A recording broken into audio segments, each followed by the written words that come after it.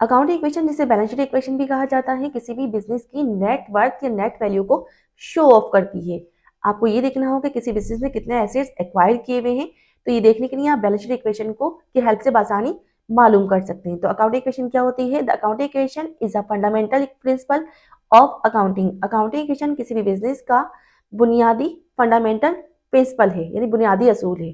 किसी भी चीज की, किसी भी बिजनेस की बुनियाद को दिखाती है या किसी बिजनेस की फाइनेंशियल पोजीशन को दिखाती है। कितने उसके पास एसेट्स हैं, कितनी लाइबिलिटीज हैं जो कि बिजनेस को पे करनी है, और कितना कैपिटल या फिर ऑनर का शेयर बिजनेस में मौजूद है। तो अकाउंटिंग इक्वेशन को देखते हुए किसी बिजनेस की फाइनेंशियल पोजीशन को आसानी देखा जा सकता है। Sets that assets are always equal to the sum of liabilities and capital owners equity, जो कि क्या दिखाती है? दिखाती है कि जितने भी एसेट्स हैं वो किसके इक्वल हैं? एसेट्स इक्वल है लाइबिलिटी प्लस कैपिटल के। सपोज करें कि एक बिजनेस ओनर ने 1 लाख रुपीज इन्वेस्ट किए हैं बिजनेस में, और इसके साथ ही 2 लाख की उसने मर्चेंडाइज परचेज करी है ऑन अकाउंट।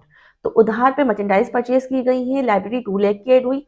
इसके साथ ही इन्वेस्ट किया कैपिटल, कैपिटल 1 लाख का ऐड हुआ, तो कैपिटल 1 लाख और 2 लाख लाइबिलिटी मिला के 3 लाख रुपीज हमारे टोटल क्रेडिट साइड पे आ गए।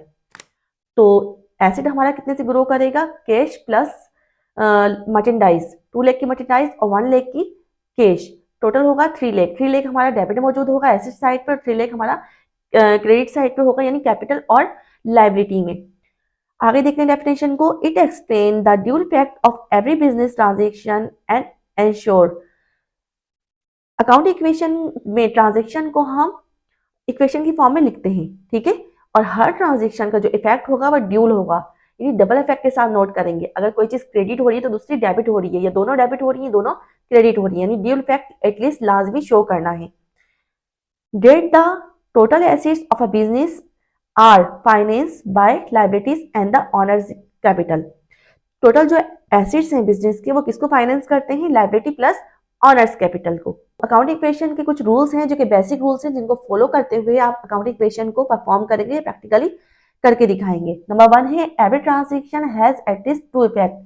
हर ट्रांजेक्शन के जो इफेक्ट है एटलीस्ट टू डबल इफेक्ट होना चाहिए, ठीक है, डबल इफेक्ट के साथ नोट करेंगे। नंबर 2 है expense losses deducted from capital. Capital से जो है तमाम एक्सपेंस और लॉसेस को माइनस करेंगे, ठीक है। नंबर 3 है all income gains add in capital. जितने भी इनकम्स या गेन या प्रॉफिट होंगे वो किसमें ऐड किए जाएंगे? कैपिटल के अंदर। तो ये कुछ